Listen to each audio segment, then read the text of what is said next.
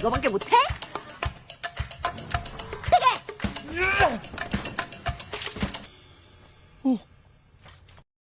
Selamat jam segini warga Laikos. Gimana kabarnya kalian hari ini? Apakah kalian sudah move on dari drama Bon Appetit Your Majesty? Jika belum, kali ini Mamang akan bawain lagi film yang dibintangi Yona SNSD alias Jiyong. Di film ini, Yuna sangat tampak bak seorang Barbie yang bisa berjalan. Dan yang Mamang suka di film ini, Yuna berakting ala-ala cegil. Di awal, mungkin film ini akan terasa sedikit boring bahkan bingung. Tapi percayalah, kalian akan kaget sama plot twistnya dan akan dibuat mewek di akhir. Jika nyimak dari awal, Mamang gak akan spill dulu di awal. Mending kalian simak aja sampai akhir. Karena Mamang yakin kalian gak akan nyesel udah ngabisin kuota demi nonton alur cerita kali ini. Langsung saja inilah dia. Film diawali dengan menceritakan seorang pemuda pengangguran bernama Gilgu. Dia terlihat sedang memainkan boneka capit. Dan di sana dia tak hanya memainkan satu mesin saja, bahkan dia terlihat membuka salah satu mesin dan mengambil semua hadiah yang ada di sana. Namun dia sadar kenyataan bahwa hidup tak semudah memainkan mesin capit. Keesokan paginya, dia terbangun karena suara dar-der-dor terdengar dari luar. Ternyata seseorang baru saja pindah tepat satu lantai di bawah tempat dia tinggal. Mendengar informasi dari temannya, ternyata keluarga itu akan membuka sebuah toko roti di sana. Dan benar saja, saat dirinya hendak membeli stok susu, dia menemukan satu toko roti yang akan segera dibuka. Dia pun sempat memungut botol pecah dan membuangnya di tempat itu. Siang harinya dia ditelepon oleh ibunya dan mengatakan bahwa dirinya selalu membersihkan rumahnya. Tapi kenyataannya kondisi rumahnya acak-adut seperti kapal pecah. Namun setelah itu, dia segera membersihkan dan membereskan semuanya. Saat dia hendak mengebut selimutnya, sesuatu yang tergulung terlempar dari selimut itu. Dan Gilgu bergegas mencarinya ke bawah. Dan ternyata itu adalah bantal lehernya. Namun di sana tak sengaja ia melihat seorang wanita cantik yang sedang kesulitan membuka kaleng minuman. Gilgu sangat terpesona dengan kecantikannya. Bahkan dia berkata jika malaikat berwujud tampaknya pasti seperti itu. Mungkin maksudnya bidadari ya, soalnya kalau malaikat maut kan serem juga. Dia pun menceritakan semua itu kepada temannya. Gilgu kemudian pulang dengan kondisi mabuk berat. Tak lama, di dalam lift di lantai 13 seorang wanita masuk sambil tertawa seperti Kunti. Namun wanita itu sangat mirip dengan wanita bidadari yang ia lihat sebelumnya. Wanita itu tiba-tiba masuk dan seakan menyerang Gilgu. Hingga tanpa sengaja Gilgu menjeduk kepala wanita tersebut.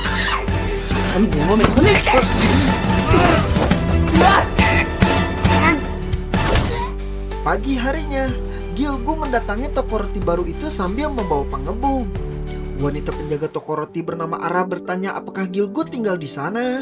Karena hari ini toko memberikan promo khusus untuk orang yang tinggal di sekitar sana. Dengan sigap Gilgu menyebutkan nama kamarnya. Lalu Ara memanggil si wanita bidadari yang diketahui bernama Sunji. Setelah melihatnya, Gilgu ketakutan karena mengingat kejadian malam sebelumnya. Lalu ia pergi terburu-buru. Tak disangka, Sunji keluar mengikutinya. Karena takut, Gilgu langsung berlari sekuat tenaga. Tanpa ia sadari, ternyata Sunji ikut berlari mengikutinya. Lalu ia memberikan hadiah promo karena Gilgu tinggal di sekitar toko roti itu. Lalu Sunji pamit dan meninggalkannya. Setelah itu Gilgu dibuat ngahulang tari karena tak paham dengan sikap Sanji yang tampak memiliki dua kepribadian.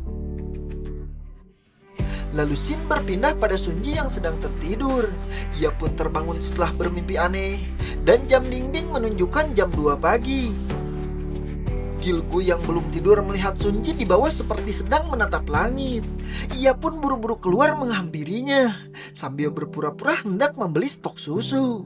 Di bawah terlihat Sunji hampir tertabrak truk. Saat Gilgu berlari ke arahnya, dia melihat Sunji sedang diapa-apakan oleh om-om mesum. Ia pun menolongnya, tapi ternyata itu adalah ayah Sunji. Ayah Sunji marah karena menduga Gilgu mengikutinya. Namun Gilgu berkata dirinya hanya kebetulan melihat saat dirinya hendak membeli susu. Dan juga mengira Sunji telah diserang oleh om-om mesum. Gilgu juga melanjutkan bahwa dirinya pernah tak sengaja bertemu di lift. Dan dia mengira waktu itu Sunji kesurupan. Mendengar itu Sunji langsung marah. Karena itu, ayahnya menahan Sunji lalu menyuruh Gilgu pergi menjauh dari mereka. Dan seolah tak pernah mengenal mereka. Gilgu pun segera bergegas pergi. Malam harinya, Aram menyelinap masuk ke rumah secara diam-diam. Namun ia ketahuan oleh ayah Sunji. Ternyata selama ini Ara ditugaskan oleh ayah Sunji untuk menjaga Sunji. Karena tepat di jam 2 pagi, Sunji selalu kerasukan dan membuat dirinya seolah mempunyai kepribadian lain. Pagi harinya, Gilgu bertemu kembali dengan Sunji tapi dengan sosok aslinya. Namun di jam 2:30 pagi ia melihat Sunji berjalan dan ditemani ayahnya. Tampaknya semua itu sudah biasa mereka lakukan. Tak lama setan di tubuh Sunji seperti akan keluar dan ayahnya terlihat bersiap menggendongnya.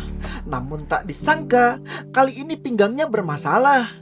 Saat Sunji hendak terjatuh, beruntung seseorang menahannya dari belakang. Dan ternyata itu adalah Gilgu. Keesokan paginya, Gilgu menyenguk ayah Sunji di rumah sakit. Namun ayah Sunji meminta Gilgu memperlihatkan kartu keluarganya. Saat ditanya mengapa Gilgu mengikuti Sunji, Gilgu menjelaskan dirinya sangat penasaran mengapa Sunji terlihat seperti memiliki dua kepribadian. Lalu setelah itu, ayahnya menjelaskan sejak lahir ada setan di dalam tubuh Sunji. Semua itu seolah kutukan kuno keluarganya. Dan Sunji selalu kerasukan tepat di jam 2 pagi sampai jam 5 pagi.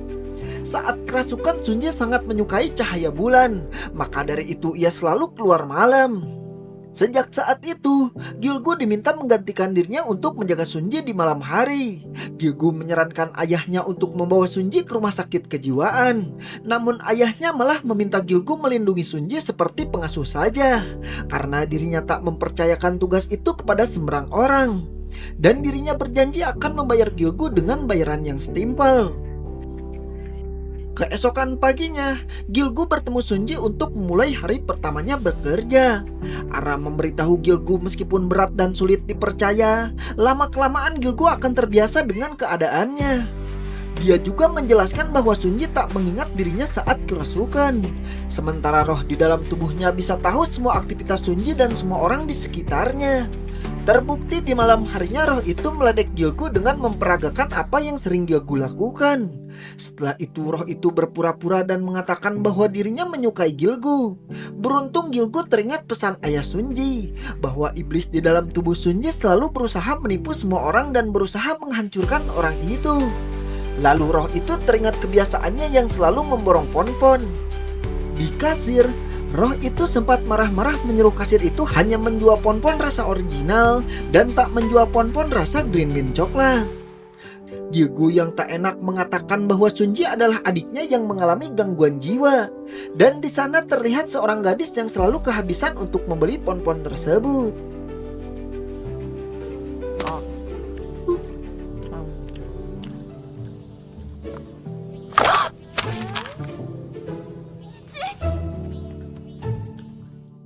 Setelah itu, Gilgu bertanya mengapa setan itu masuk ke tubuh Sunji. Lalu si setan berkata bahwa nenek moyangnya telah menyakitinya. Dan kini semua keturunannya termasuk Sunji harus menanggung akibatnya selamanya. Dan setan itu meminta semua orang melakukan apa yang dia mau. Namun Gilgu merasa itu tak mungkin. Si setan pun merasa tersinggung. Lalu dia kembali tantrum dan mengancam memakan Tongeret. Melihat itu Gilgu langsung mengakui bahwa roh tersebut beneran setan. Keesokan paginya, Gilgu masih belum percaya dengan apa yang telah terjadi. Sebab Sunji yang asli sangat berbeda jauh dengan Sunji saat dirasuki roh tersebut. Malam harinya, Sunji terbangun kembali di jam 2 pagi. Dan Gilgu bersiap dengan tugasnya yaitu menjaga Sunji.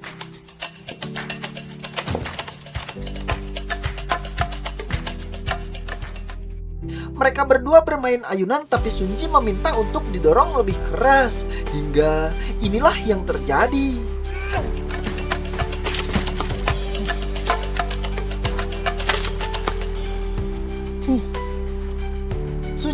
kesal lalu mengejar Gilgu. Ayahnya yang memantau kebingungan mengapa mereka berputar-putar. Lalu keesokan harinya, Gilgu kembali bekerja dengan penuh semangat.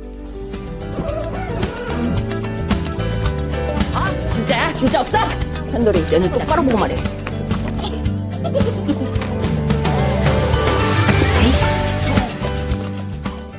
Ara yang menguntit mereka dari kejauhan melaporkan kepada ayah Sunji bahwa Gilgu adalah anak baik-baik.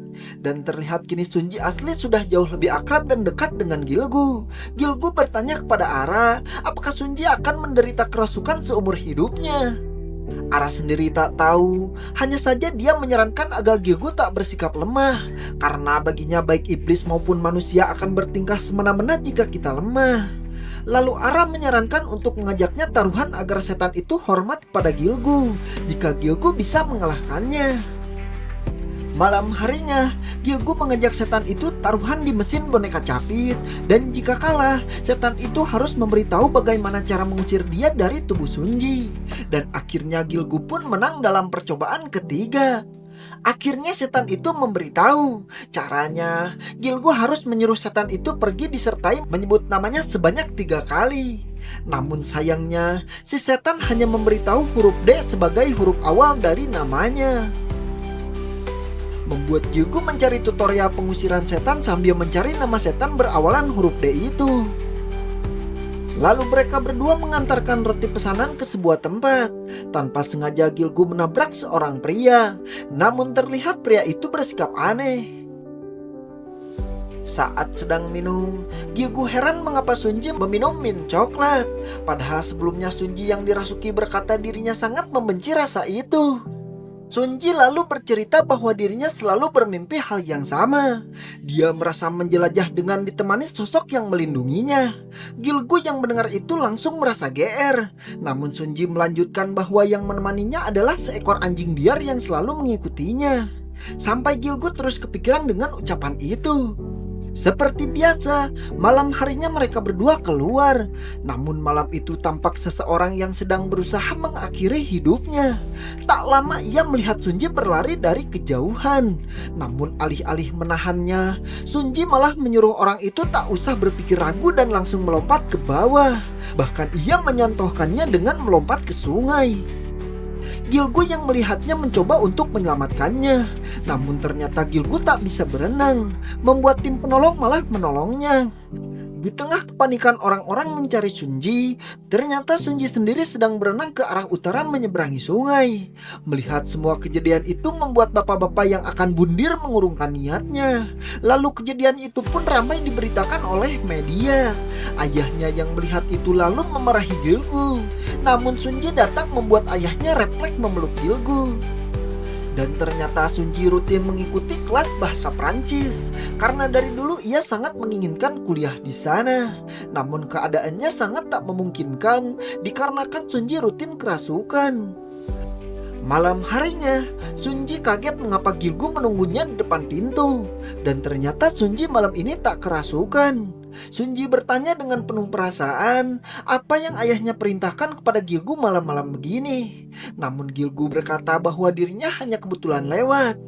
Sunji banyak bercerita termasuk tentang kematian ibunya, sampai-sampai dirinya merasa tak enak. Namun Gilgu menenangkannya dengan berkata bahwa dirinya sangat jago mendengarkan curhat, dan itu adalah salah satu keahliannya. Saat Gilgu mengajak Sunji pulang, Sunji malah mengajaknya menonton film. Di sana tangan Sunji memegang tangan Gilgu, membuat jantung Gilgu berdetak kencang.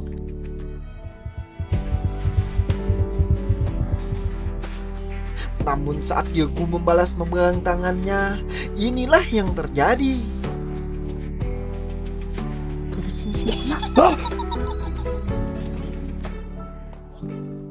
Sunji ternyata kembali kerasukan dan dirinya kembali bertingkah seperti cegil. Bahkan dirinya sempat mengganggu orang lain yang sedang menonton juga. Tampaknya si setan di tubuh Sunji membohongi Gilgu. Setelah itu Gilgu kembali memohon untuk setan itu keluar dari tubuh Sunji. Karena gara-gara sering dirasuki setan itu, Sunji jadi tak bisa kuliah ke luar negeri. Namun setan itu malah berkata kalau Gilgu bisa membuatnya senang, maka setan itu akan mengurangi jatah berkunjungnya ke tubuh Sunji. Dan dia minta diajak ke trampolin. Namun saat melihat gambar pantai, setan itu meminta untuk diajak ke pantai siang hari. Keesokan harinya mereka pun berangkat ke pantai. Namun karena jadwal setan itu masuk di jam 2 malam, akhirnya Gilgu pergi ke sana bersama Sunji yang sadarkan diri. Namun tiba-tiba Sunji menangis tanpa sebab. Tanpa mereka sadari, mungkin si setan yang ada di dalam tubuh Sunji lah yang sedang menangis. Setelah itu mereka berfoto dan memakan popon. Lalu Sunji bertanya apakah mereka pernah ke bioskop. Melihat itu kita pun dibuat kebingungan. Malam harinya, Gilgu menanyakan berapa potongan waktu karena telah membawa Sunji ke pantai. Roh itu menjawab potongan waktunya hanya 5 menit. Gilgu yang tak terima meminta untuk memotong 1 jam. Namun si setan marah dan melempar guci di tangannya. Dia mengatakan bahwa dirinya ingin dibuat senang dengan cara tulus, bukan dipaksa untuk disingkirkan. Lalu ia memakan rumput dan berlari sampai ia terhenti di sebuah tempat yang di atasnya terdapat seutai tali. Anehnya, ia tak bisa melewati tali itu dan kakinya tertahan tak bisa bergerak. Hingga Gilgu tiba memberinya air untuk berkumur-kumur. Di sana, Gilgu berjanji akan membuat si setan bahagia dengan tulus. Lalu ia pun membawanya ke trampolin. Di sana, ia tampak sangat bahagia dan ia pun teringat masa kecilnya. Sampai Gilgu datang mengganggunya. Petugas pun menyalakan lampu ajojing, membuat mereka berdua semakin happy. Saat dibawa ke taman bunga, setan itu berkata dirinya tak suka bunga, namun terlihat bajunya bermotif bunga. Gilgu memotonya dan menyuruhnya berpose, tapi si setan malah berpose seperti ini.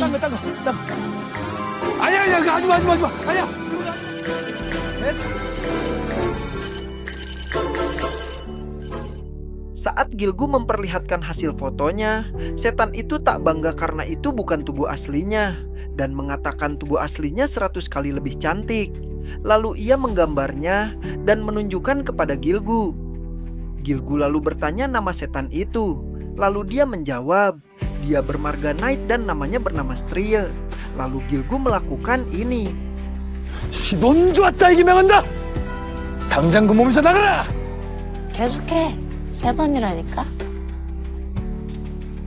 Keesokan paginya ayah Sujin berterima kasih karena durasi kerasukan anaknya berkurang 30 menit per hari. Kemudian Ara mempunyai ide, kalau setan itu mengurangi durasinya 30 menit hanya karena ajojing di trampolin, maka dirinya akan menghabiskan semua durasi itu malam ini juga dengan cara ini. Ternyata Ara membawanya ke tempat ajojing beneran. Nampaknya Sunji malah bertemu si pria aneh. Pria itu memegang erat tangan Sunji.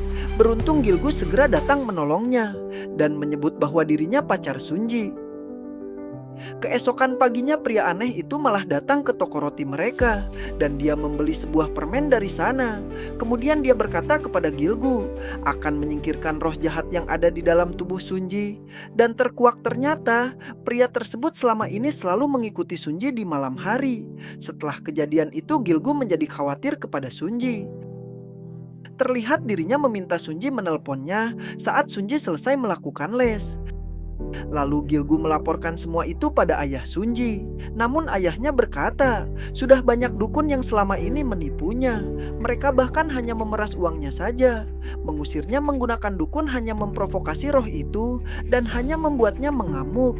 Ayahnya lalu menyarankan Gilgu untuk mengurangi durasi kerasukannya saja sampai roh itu menghilang secara perlahan. Malam harinya seseorang menghampiri Sunji di halte bis dan meminta tolong diikatkan tali sepatunya karena lengannya sedang cedera. Setelah itu dia memberikan permen sebagai bentuk terima kasih kepada Sunji. Di dalam bis Sunji memakan permen tersebut dan secara tiba-tiba dia terlihat sangat mengantuk. Tak lama si pria aneh datang menghampirinya. Di sisi lain, Gilgu sedang bersama si ayah. Ayahnya menyampaikan banyak terima kasih atas bantuan Gilgu selama ini. Namun saat Gilgu menatap langit, ia teringat sesuatu.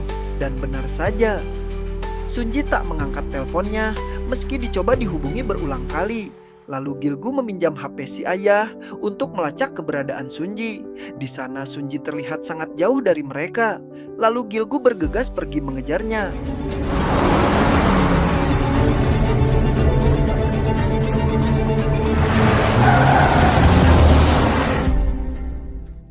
Terlihat Sunji sedang diikat di suatu tempat. Ternyata si pria aneh akan melakukan ritual pengusiran sambil merekamnya. Dan ternyata dirinya lah yang menyuruh orang memberi permen kepada Sunji.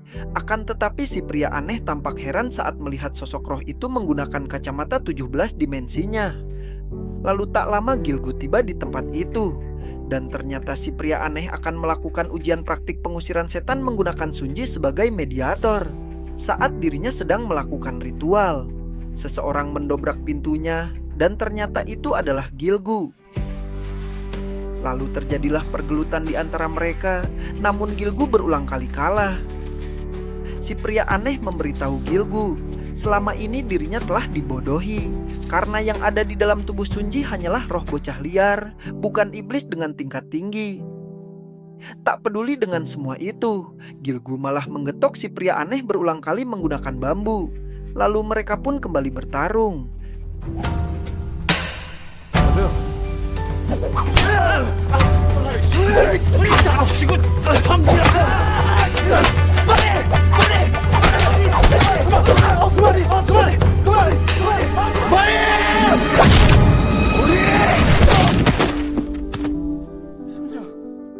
Kemudian ia melepaskan Sunji dan menolongnya. Terlihat di kacamata si pria aneh, roh itu memang roh biasa dan bukanlah seorang iblis. Paham dengan situasinya, Gilgu berkata bahwa dirinya siap mendengarkan curhatan roh tersebut. Lalu roh Iru menceritakan semuanya. Dahulu kala dirinya hidup di masa kekeringan dan wabah yang melanda. Waktu itu dia kehilangan ayah beserta adiknya. Lalu seorang dukun terkenal datang ke desa mereka. Dukun itu menyuruh mereka mempersembahkan seseorang jika semua penduduk desa tak ingin mati. Penduduk desa lalu menangkapnya yang masih berusia 20 tahun untuk dijadikan persembahan. Lalu ada keluarga baik hati yang mengasihaninya dan mengubur abunya di dalam guci. Di dalam guci itu dirinya perlahan bisa melupakan semua rasa sakitnya selama 100 tahun. Namun baru saja 50 tahun, nenek buyut Sunji menemukan guci tersebut dan menjadikan guci itu sebagai tempat penyimpanan kimchi. Padahal dirinya masih butuh 50 tahun lagi untuk kembali ke alam yang lebih tenang. Hingga tanpa guci itu dirinya tak punya tempat tujuan dan dirinya masuk ke tubuh nenek buyut Sunji dan dipenuhi oleh rasa amarah. Dan saat itu nenek buyut Sunji sedang mengandung hingga dirinya masuk ke janin tersebut dan itu adalah nenek Sunji. Seterusnya dia masuk ke tubuh ibunya Sunji dan terakhir Sunji sendiri. Dirinya sering diikuti dan didekati oleh orang tak dikenal, sampai ia harus selalu membujuk ayah Sunji untuk berpindah-pindah tempat tinggal, karena dirinya takut ketahuan jika tinggal di satu tempat yang sama dalam jangka waktu lama.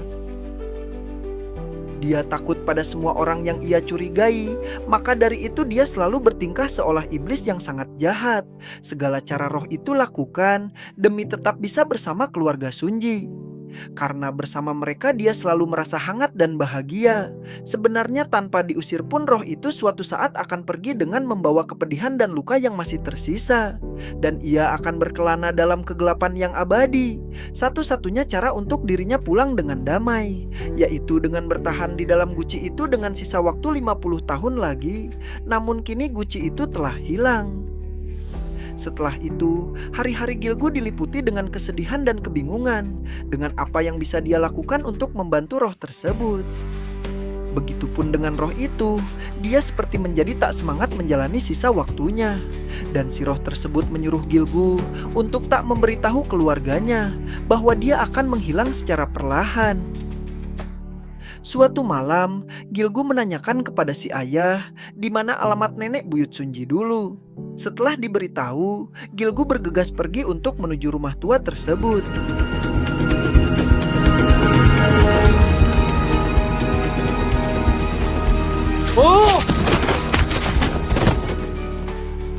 setelah pencarian panjang, akhirnya Gilgu menemukan rumah tersebut yang terlihat sudah sangat tua dan rindang tertutup rerumputan. Di sana, Gilgu terus mencoba menggali tanah di sekitar rumah itu siang dan malam. Di sisi salin, terlihat Sunji, atau lebih tepatnya roh di dalam tubuh Sunji, sangat tak bergairah saat keluar malam. Pagi harinya, terlihat Gilgu yang terus mencoba menggali tanah di sekitar rumah itu, namun terlihat tak ada hasil. Saat Gilgu merasa lelah dan hampir menyerah, Gilgu melihat seekor burung di atas batu besar. Ia pun penasaran dan mencoba menyingkirkan batu itu. Meski berat, ia tak menyerah. Setelah berhasil, lalu ia menggali tanah di bawah batu itu. Dan benar saja, keberuntungan kini berpihak padanya. Gilgu menemukan guci yang ia cari. Ia pun berlari sekuat tenaga dengan semangat membawa guci tersebut. Sampai-sampai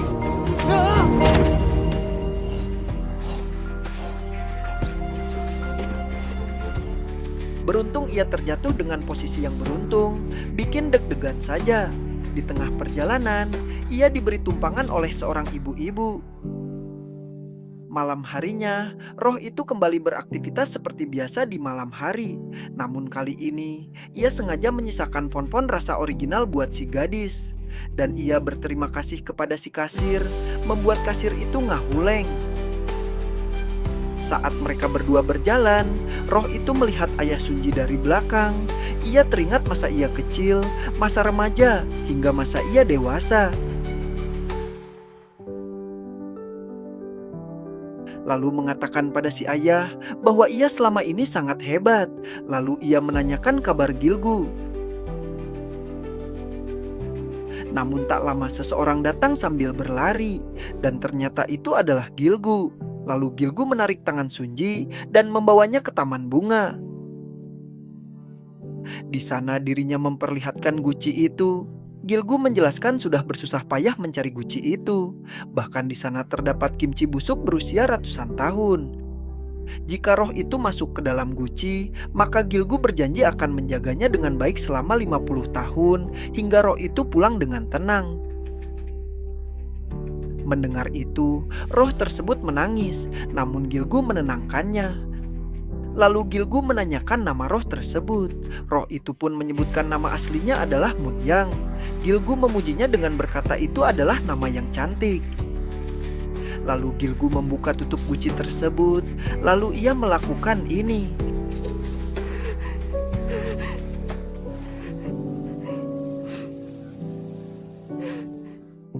Seketika Munyang teringat kebersamaannya dengan Gilgu.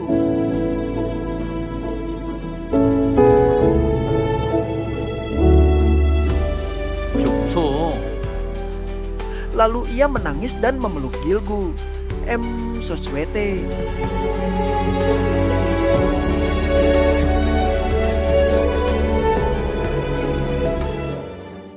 Munyang pun berterima kasih kepada Gilgu. Lalu dengan lembut Gilgu meminta Munyang meninggalkan tubuh Sunji dan masuk ke guci tersebut dan mengucapkan selamat tinggal. Keesokan paginya si ayah menangis dan berterima kasih kepada Gilgu. Setelah itu, akhirnya Sunji kuliah ke luar negeri. Lalu Ara membuka toko rotinya sendiri. Dan si ayah menjual rumah dan tokonya, lalu pindah rumah. Gilgu sendiri, ia sekarang kembali bekerja sebagai operator krain kontainer. Beberapa bulan kemudian terlihat Sunji telah pulang. Dan dirinya berkata kepada ayahnya bahwa dia akan mampir ke suatu tempat. Di perjalanan, dirinya teringat masa-masanya bersama Gilgu. Dari mulai pertama bertemu, di pantai, di bioskop, bahkan saat dirinya di luar negeri, ia sempat akan menelpon Gilgu, namun tak berani. Dan waktu di bioskop yang memegang tangan Gilgu ternyata bukanlah Munyang, melainkan tangan Sunji yang masih sadar. Lalu ia memberanikan diri untuk menelpon Gilgu dan mengajaknya untuk bertemu. Lalu di akhir cerita kita diperlihatkan bahwa Gilgu menjaga gucimu yang dengan baik dan penuh kasih sayang. Lalu film pun tamat. Ending yang sangat membuat sesek, tapi diakhiri dengan happy ending. Sekian dulu untuk review film kali ini. Buat kalian yang mau request film atau drama apa yang harus banget Mamang bawain, silahkan tulis di kolom komentar. Dan thank you buat kalian yang selalu support Mamang dengan cara like, comment, and subscribe channel ini. Akhir kata, Mamang pamit undur diri, bye-bye.